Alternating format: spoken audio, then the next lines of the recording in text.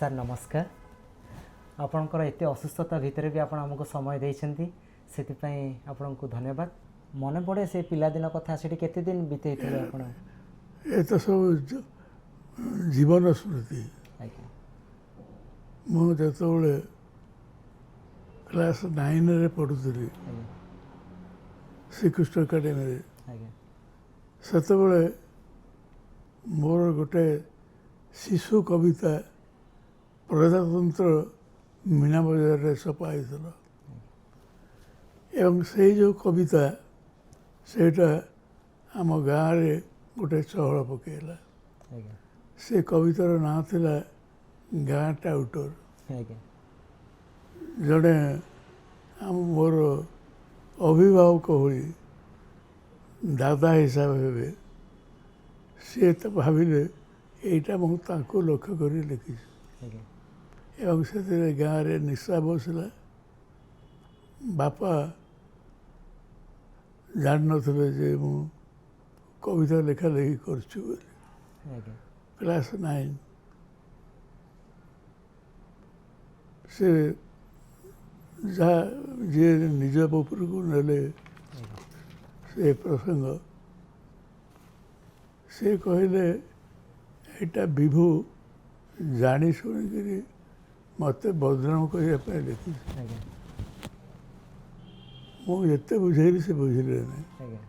से कहले तू जदि क्षमा न मागू ताहले मु कोर्ट को जीवी मुझे क्षमा मागि कहीं मु तो किसी दोष करनी मुझे तो जिद धरी बसली से ना मु क्षमा मागि ना बापा निज तरफ कहले मु ता तरफ क्षमा मागि एटा मत बहुत बाधिला मो आखि को लुह आसी जाइथला गाँव जो निशा पर जो मान थे से को पसंद करे नहीं आम बाप पु दी जन जाक निशा पसारी आसिलु मने मने स्थिर कर नेली आउ केबे कविता लिखी नहीं कारण मो जो मो बापा अकारण क्षमा मागिले आम दीजन तक राति 8टा खंडे हम दीजन पाद शब्द शुणुचु कि किसी क्या कहूनु आम घरटा गाँ मुंडरे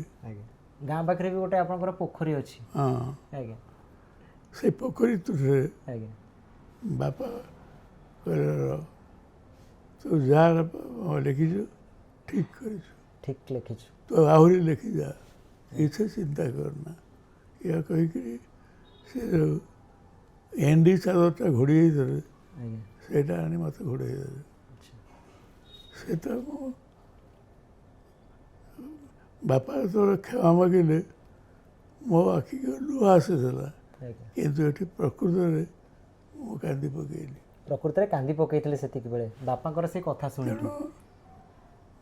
गाँव से गोटे स्मृति सारा जीवन मत अनुप्राणित कर साहित्य लिखा कई जने कहते मास्टर को पुओ कविता लिखिकी बदनाम कलानी से कथाटा आप कहे जो गाँ टाउटर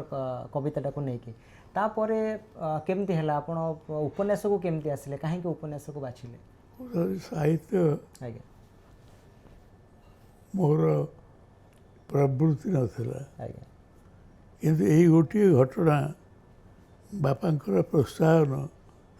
मत ठीक कथा को लेकिन साहित्य लिखापी प्रेरणा देला।